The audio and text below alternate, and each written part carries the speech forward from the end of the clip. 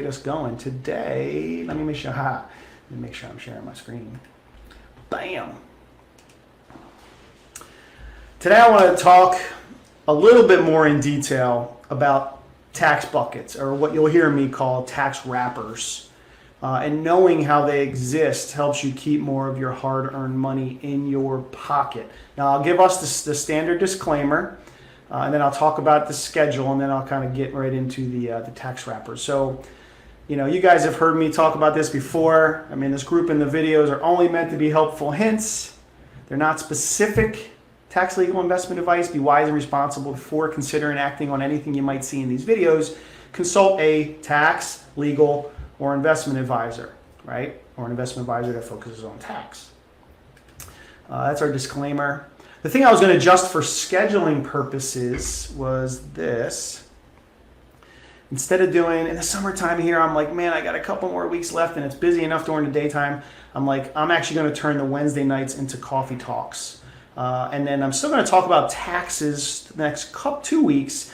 But then I was like, you know what? Leaned into the fall. I want to get into advisory fees and helping you understand those and how to calculate them for yourself, as well as investment and various account fees and how you can calculate them for yourselves. And I figured I would kind of do that. I would start that off towards the end of August. So I shifted that topic.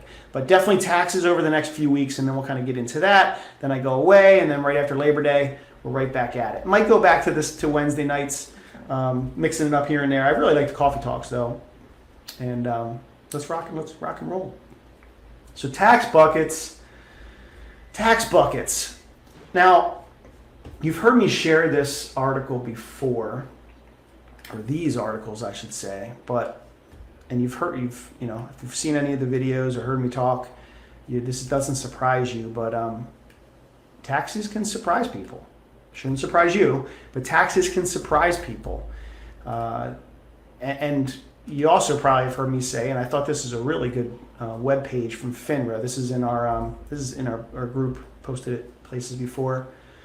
But in fact, income taxes can be the single largest expense in a person's retirement, right? And then it kind of digs into what's taxed. And we've kind of talked through some of these before. We're going to talk about a bunch of them today. But it's just articles that validate why it's important to talk about this stuff. I mean, because here's a couple questions. I mentioned, I borrowed this slide from another one of our videos because I think it's a really good one. How much of this money from your Social Security, I can even add pension and rental income here, and here's your IRA and your 401k, how much of that money is yours? And how much of it is Uncle Sam's? Right? So Social Security, you kind of look back at the videos that I posted in the group and ask questions if you need clarity, but up to 85% of Social Security can be taxable. Now, 0 of it can be taxable in certain scenarios. Half of it is taxable sometimes, and then up to 85%. But, a good chunk of that can become taxable income. And then over here with your IRA and 401k, it can be anywhere from 0 technically, even though that's hard to accomplish, up to 32% or more, sometimes up to half, depending on some states that folks live in. Here in Pennsylvania, it's favorable because we don't have state tax on top of Uncle Sam's tax. But upwards of close to, sometimes just shy of 50% or more of that account is where Uncle Sam's just sitting there waiting. So it's important to look at that. It's not out of the ordinary for me. I've shared this slide before. I've emailed it out to the email group just talking about Roth conversions and whatnot. But I wanted to pull it back in here for example purposes. Like this individual, the majority of this in this scenario, the majority of this money was pre-tax, so IRA money, right? And on that account specifically, through the course of an expected retirement, if you got a little over $1 million, so let's call it $1 million, it's not out of the ordinary for me to see upwards of $300,000, $400,000, sometimes $500,000 in taxes being owed on that account. And then when you combine that with the other taxable income that could be coming in, pensions, Social Security, even non-IRA taxable like brokerage accounts, how they get taxed. I mean, the tax bill can be large. So when you wrap your head around the wrappers, like what we're going to talk about today, like how are things classified from a tax perspective, and you're going to notice you can have similar investments in two places, and they're completely they're taxed differently because of the wrapper that's around them. You can completely change the scenario for yourself in terms of how much you pay in tax over time. And in my opinion, you're going to hear me talking about this, and if you haven't already, but you're going to hear me continue to talk about this. One of the areas where an advisor, like the advisor in your world, should be helping you and focused on this, because like that is the area where you can make like a massive impact, year to year and over the course of a lifetime. Investments are investments, right? They're typically not the primary driver for retirement success, especially when you get into the fee side, but especially when a lot of them are wrapped up inside retirement accounts that are completely pre-tax. So let's talk about those wrappers, and then I'll start drawing some stuff out for you. I'll pull back up the old the 1040, our tax blood test. I was happy about the content we covered 2 weeks ago, but the visual wasn't the best because of the way I forgot to press the button a certain way. So I'll kind of highlight a couple things on here again, and this is stuff you should be aware of and thinking ahead about. But here's the wrappers. Sometimes people call them buckets, and I called it buckets for the video, but I really like calling them wrappers because you can change the wrapper, and by changing the wrapper you can completely change the environment of how it's taxed. And there's three main buckets, and I like to use these colors, and you'll see me kind of use that in a drawing in a second too. You got your tax deferred bucket, which is all your primary retirement accounts. You see a lot of them there: IRAs, 401ks, 403bs, TSPs. They could technically be at zero, but they're taxed as ordinary income when they're distributed, and that could be upwards of 32, 37%, right? 15, 22, up to 32, 37. And that has a lot to do with how it flows and what else is flowing onto the tax return. Then you have your taxable bucket. Now, I think it's important for you to wrap your head around this piece here.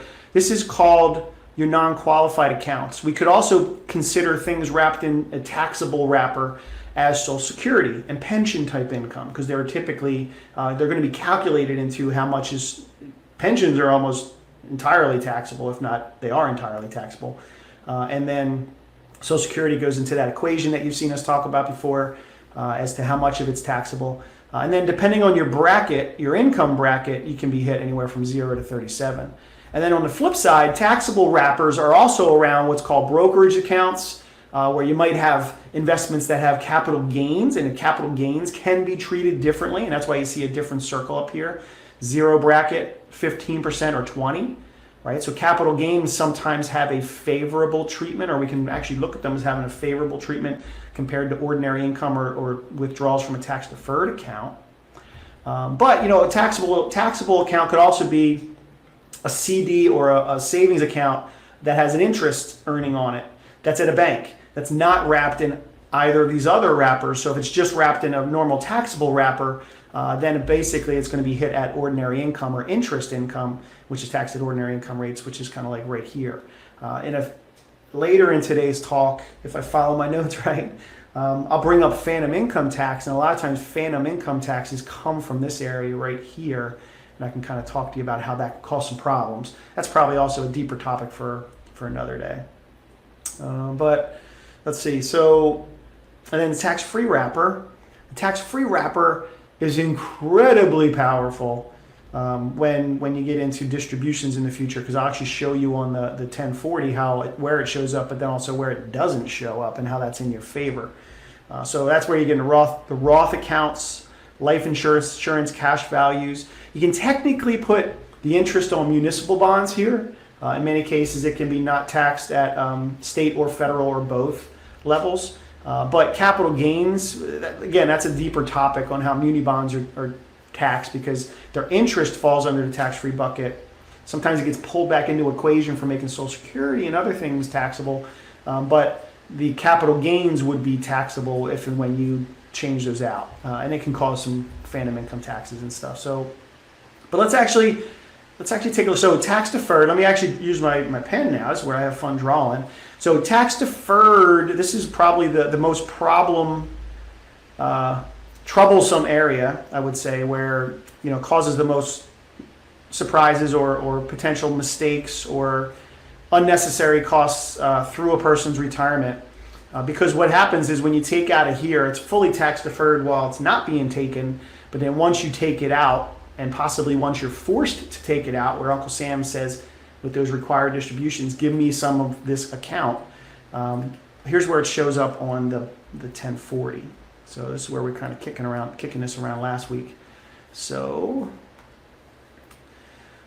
you might remember over here on the right hand column of page 1, that's actually where we see a bunch of taxable income, right? So when we take distributions out of IRAs and or pensions and annuities, we actually end up seeing, if they're all pre-tax money, we end up seeing them all show up here. And that just increases taxability on other places. That actually could possibly increase the taxes on your Social Security benefits with how much comes over to this spot too. Remember the line over here. Let me actually click over. Remember the line over here we talked about is your true tax bill, your tax. Everything that happens on page 1 is going to, trickle into this number that creates a number right here. And it's not out of the ordinary for me to see that thing, on the lower side, $5-10 grand a year. On the higher side, $20,000-$30,000+ a year, right? So for folks, you don't want to mess this stuff up. So the pre-tax accounts all show up right here. And then actually the taxable accounts, that's that one that's right in the middle here, that they end up showing up taxable interest, dividends, capital gains. Sometimes other income trickles in here that could be considered taxable accounts. All these things start to get filled up with these either distributions, it could be distributions from these accounts, or in the taxable bucket, it could be money that's just sitting there and it ends up causing some unnecessarily causing problems if you don't know how it works, right? And it all just kind of shows up here, then it creates your AGI, and then we have to take some deductions off of it, and then we figure out between these two numbers, is your Medicare getting bumped up, and how much of your, what bracket are you in, and how much are you paying, that sort of thing, right? The favorable piece, the wrapper that I want to talk to you about a little bit more, and then we'll chat some about, draw it out too, is the tax-free bucket. Because what's fascinating and powerful about the tax-free bucket is when you take distributions out of here, out of IRAs, out of cash values of life insurance, and technically, like I said, the interest on muni bonds, it shows up. So let me actually delete some of this stuff, because you kind of know, now where this stuff is, right? It shows up. Distributions from Roths and 401ks show up right there, but it doesn't show up over here. And by now you're recognizing everything on the right-hand side is what drives your tax. When you take distributions from life insurance, it doesn't even show up here, right? So it doesn't even trickle onto your the right-hand side here of the tax return. So it becomes incredibly powerful to take a look at, and this is what I'm going to draw out now, to take a look at where your various accounts are. And you might remember from last week's talk and other talks, most folks have the majority of their retirement money in this red bucket, but it's important to take a look at where they are and then really start wrapping your head around what can I expect from a tax perspective, and how can I reduce that? What can I expect from a tax perspective, and how can I reduce that year to year to year? Here's a really fun drawing I like to do. This is Uncle Sam down the middle. So that's Uncle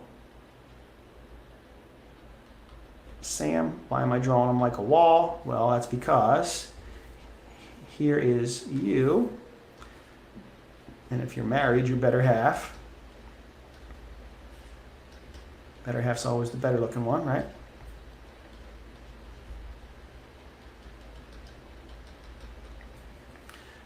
I'm better at retirement advice than drawing. And then here is the bulk of your wealth, typically in IRAs, right? 401ks. And I think you probably remember me talking through this a little bit. These guys are almost entirely are they going to be entirely taxable? And then over here on the right-hand side of Uncle Sam, this is where we have our taxable. Notice I'm using the same colors of up above. This is like bank accounts. This is like brokerage, brokerage type accounts. Brokerage meaning like, at like a custodian where you have like stocks, ETFs, mutual funds, bonds, bond funds, that sort of things.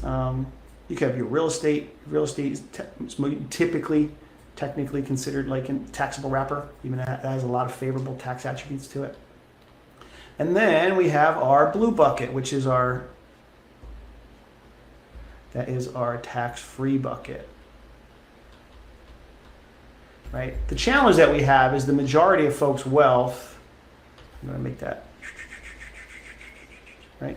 The challenge that we have is the majority of folks' wealth is stuck inside of the IRAs, right? And anytime we pull the money out, and let's say this is important for you to see. Let's say you want to pull $10,000 out for something. Well, really, depending on what's happening on your tax return, remember we said that $10,000 basically is going to show up. It's going to show up here. Actually, I'll just make it easy. It's just going to show up. It's going to show up here, and basically become a piece of gross income, and then become a piece of the tax equation over here.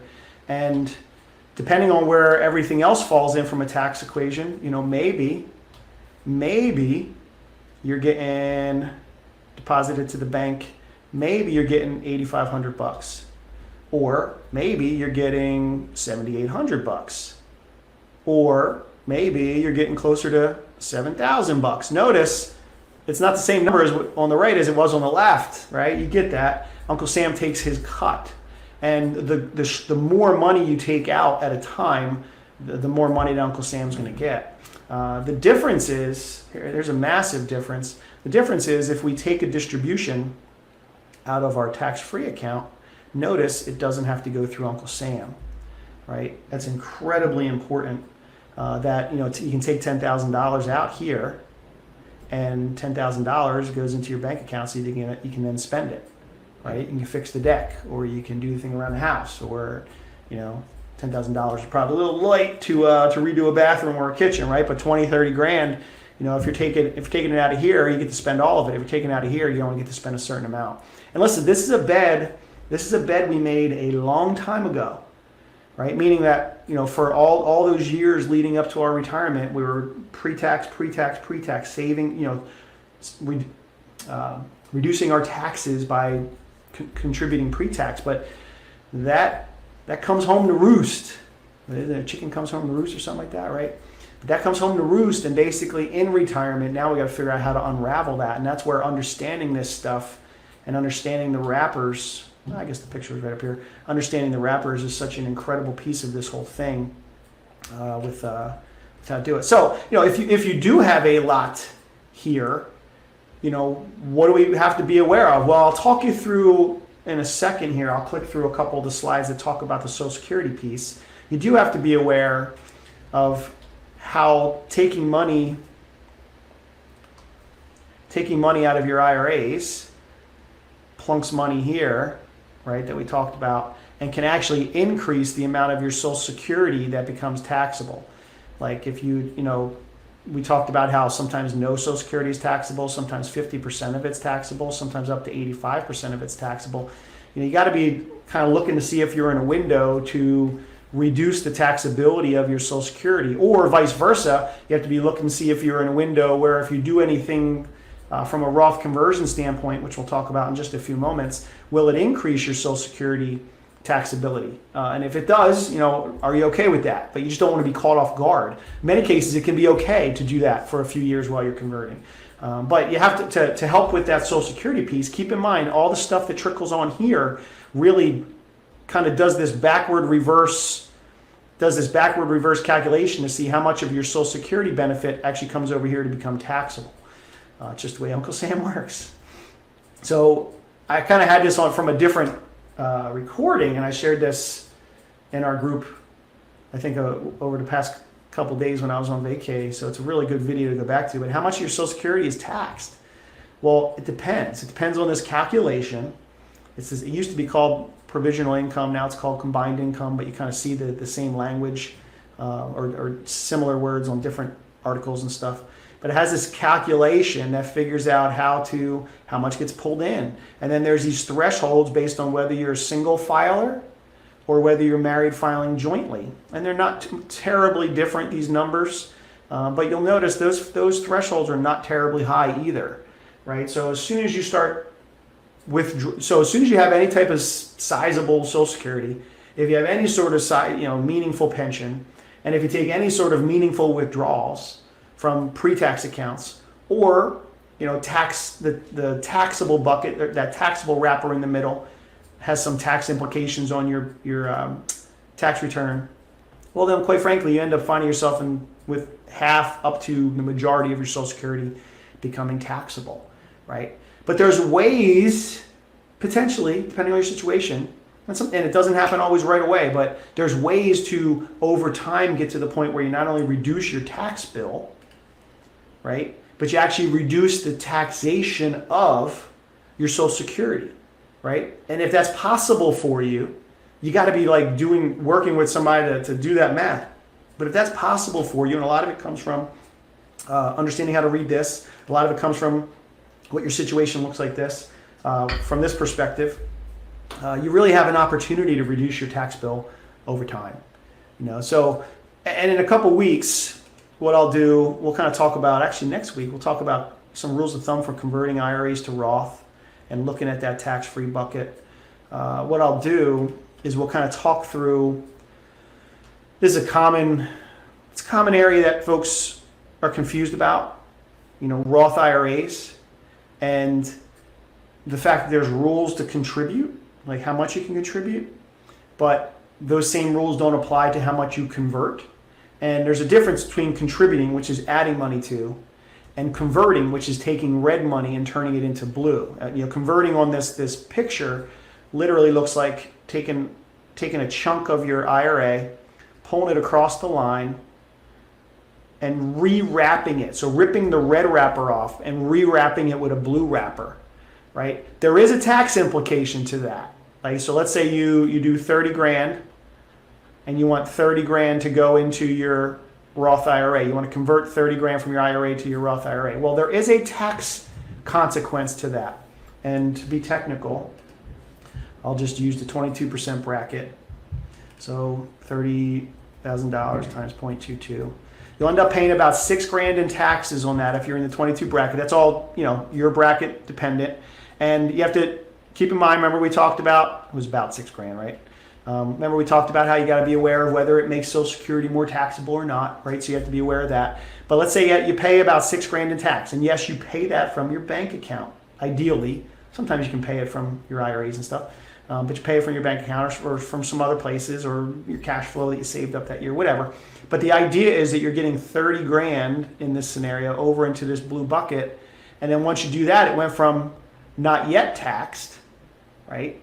Drug across the line, pay Uncle Sam his piece. But this is one of the only ways in retirement and one of the ways in and before retirement to get larger chunks into here. It's one of the only ways to get money into the blue bucket, which is that Roth IRA or the tax-free bucket. And it can be so incredibly powerful because from now on, not only are you not forced to take out distributions, because quite frankly, Uncle Sam already got his piece. Think about that. So now he's like, whatever. But you're not forced to take out distributions. But anytime you do take a distribution out, let's go back and talk about this, right? Anytime you do take a distribution out, it shows up here, but it doesn't show up here. So it's not being taxed. That's so incredibly powerful. That's one of the ways that you thoughtfully get to the environment where you pay less tax over time, right? So it's really getting to that, getting money from the red side to the blue side thoughtfully year to year. And you got to make sure you're not tripped up. I mean, this is where you get into you don't want to pierce through those brackets that increase your Medicare costs. You don't want to be sideswiped because it costs you more in tax because it pulls Social Security in. You don't want to be caught off guard. But in the grander scheme of things, this is the visual that helps you understand not just wrappers, but with where the majority of folks' money is, how to kind of think about navigating the tax component to understand what's happening on your tax return, but also start getting some dollars into favorable spots on your tax return, in your favor. Any questions, let me know. But it's getting close to the half-hour part, and quite frankly, I think that was a pretty good overview here. So I think this will be a valuable recording for the group, and that's it. Tax buckets. Let's help you understand tax wrappers. I actually really like the word wrapper. I should have. Tax wrappers. Tax wrappers. And at some point what we'll do is I'll actually talk about different investments and how they can be taxed. And then quite frankly, then, how their individual tax components disappear when you wrap them in either a pre-tax or like a blue tax-free type environment.